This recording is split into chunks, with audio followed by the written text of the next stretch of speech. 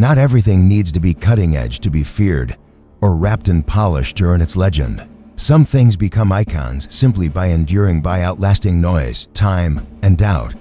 Today, we meet one of them, a weapon not made to impress, but to survive. If the sound of steel echoing through forgotten wars speaks to you, hit that subscribe button. The story begins now. I still remember the first time I held the FN FAL, the rifle proudly known as the right arm of the free world. Designed by Duden Save and manufactured by Fabrique Nationale Herstal of Belgium, it entered service in the early 1950s during the height of Cold War tensions. But the moment I held it, I wasn't holding a product of geopolitics.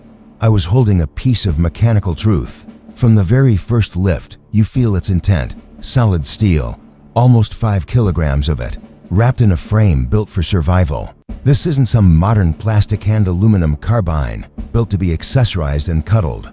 No, this is a full-powered battle rifle that roars when it speaks, with each metallic clack of the bolt. The full reminds you it was made for war. When you fire it, the 7.62 to NATO round doesn't just leave the barrel. It rips through the air with fury. The recoil is firm, unforgiving, even violent. It punishes bad posture, exposes weak grip. But for those who know how to ride it, it offers something special: clarity, reach, and power. It doesn't tickle, it doesn't ask, it commands. That's why over 90 countries adopted it. Because the full doesn't coddle you, it shapes you. And while many rifles have just one face, the FAL had many, each one forged for a different mission, a different soldier, a different battlefield. There was the full 50 caliber, the classic full-length version. It wore either a wooden or synthetic fixed stock, a 21-inch barrel, and a look that screamed Cold War grit. This was the standard, the blueprint. Then came the FAL 50.63 paratrooper variant, shorter barrel, side-folding skeleton stock, lighter weight. It was made to drop out of planes, to move fast, to hit hard and disappear. It gave up a bit of range, but made up for it with pure mobility. If you needed sustained fire, there was the FAL 50.41, the heavy barrel version, with a reinforced barrel, a bipod, and a full auto mode. It blurred the line between rifle and light machine gun. It wasn't subtle, and it wasn't gentle, but it laid down fire like a beast when pushed. Then came the L1A1 self-loading rifle, the British take on the FAL, semi-auto only. Finely machined, clean lines like the Queen's version of a street brawler. Canada followed suit with the C1, almost identical but adapted for Arctic conditions. South Africa had their R1 variant and built it tough for bush warfare.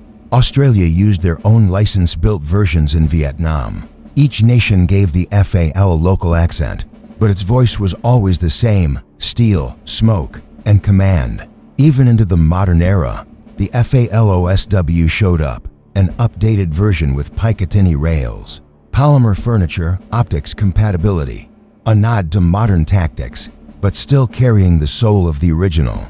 What all these variants share isn't just design, it's spirit. The FAL was never about convenience. It was about presence. Whether it sat across your chest or rode on your shoulder, it had weight. Not just physical, but symbolic. It said, "I'm here, I'm ready, don't push your luck." Sure, in a world filled with lightweight rifles and suppressed weapons, the FAL feels like a relic. But it's the kind of relic that still works, still bites, still dares you to doubt it. It's been phased out in many armies, yes, but you'll still find it in militias, in dusty armories, in the back rooms of wars the world forgot. Because the FN FAL isn't just an old gun. It's a reminder that some weapons don't fade.